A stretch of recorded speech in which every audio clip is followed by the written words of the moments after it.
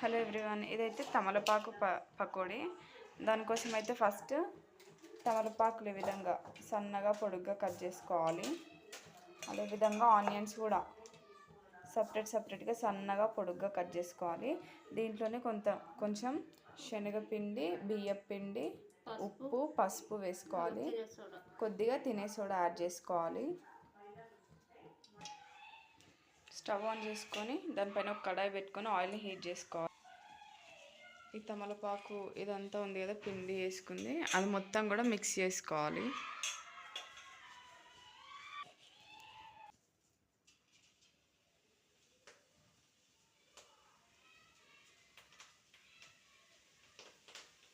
ఇక్కడ వీడియోలో చూపిస్తున్నట్టుగా పిండిని కొద్దిగా గట్టిగా కలిపేసుకొని, అంటే తక్కువ వాటర్ వేసుకోవాలి. దాంట్లో ఇలా వదులుకుంటూ వెళ్ళాలి.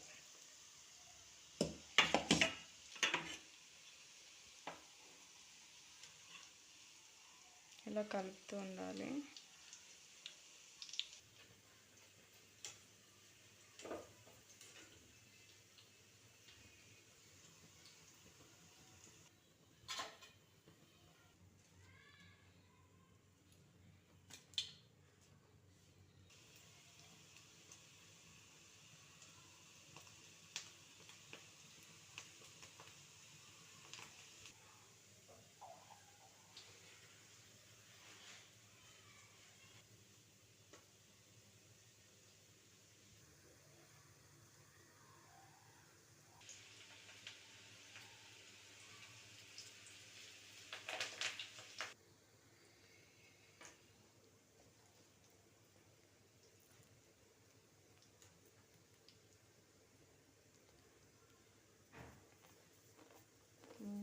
బాగుంది అత్తమ్మ.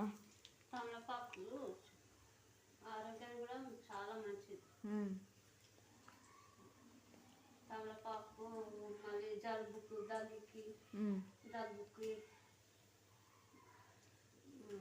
చిన్నపిల్లలు కూడా కడుపు నొప్పి వస్తే దానికి ఆముదం రాసి కడుపుకు పెడతారు.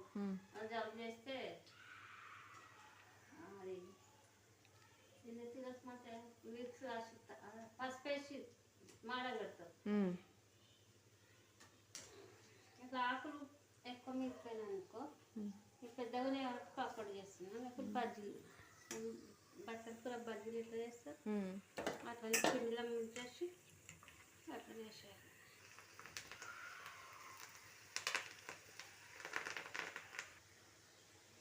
ఇవైతే తమలపాకు బజ్జీలు. తమలపాకు. సో ఫైనల్గా ఇక్కడ మనకి తమలపాకు పకోడీ రెడీ అయిపోయింది. చాలా సింపుల్ ప్రాసెస్, సింపుల్గా చేయవచ్చు. స్టార్టింగ్లో వచ్చేసి తమలపాకులను సన్నగా పొడుగా కట్ చేసుకొని దాంట్లోనే శనగపిండి, బియ్యపిండి, పసుపు, ఉప్పు, తినే సోడా, ఇక్కడ మేము ఆనియన్స్ కూడా యాడ్ చేసుకున్నాం. అవన్నీ లైట్గా వాటర్ పోసి కొంచెం గట్టిగా పిండి తడుపుకొని నూనె వేడైన తర్వాత దాంట్లో మెల్లిమెల్లిగా వదులుకుంటే సరిపోతుంది. సో ఇంట్లోనే క్విక్గా స్నాక్ ఐటమ్ అయితే మనకు రెడీ అయిపోతుంది. టేస్ట్కి టేస్ట్, హెల్త్కి హెల్త్, చాలా బాగుంటుంది. డెఫినెట్గా ఒకసారి ట్రై చేయండి. Simple process. అదేవిధంగా మన ఛానల్లో ఎవరైనా కొత్తగా చూస్తే సబ్స్క్రైబ్ చేసుకోండి. Please do subscribe our channel. Thank you for watching.